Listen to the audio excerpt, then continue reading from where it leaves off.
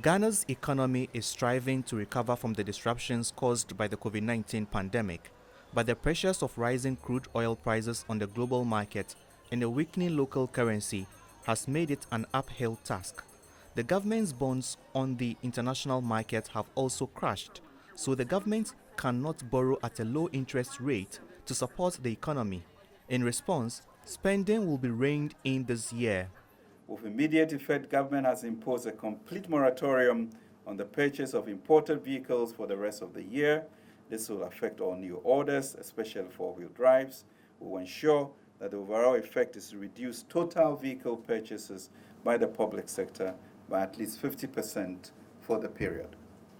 Again, with immediate effect, government has imposed a moratorium on all foreign travels except pre-approved critical statutory travels. The government is also slashing wages of ministers and heads of state-owned enterprises by up to 30%. The government planned to spend $19.2 billion this year, but the cuts will only reduce Ghana's expenditure by nearly $500 million. We had to review what I call the sacred cows of spending. Those government programs that were very political and yet were consuming the bulk of our spending. And for so long as those sacred cows were not tackled, we were not going to get a significant reduction in the expenditure.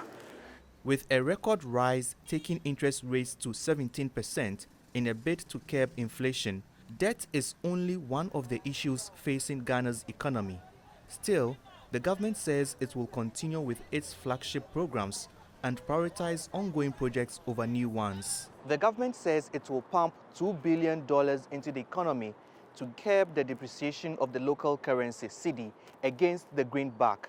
It hopes the interventions will help the country meet its budget deficit target of 7.4% by the end of the year. Nabil Ahmed, Rufai, CGTN, Accra, Ghana.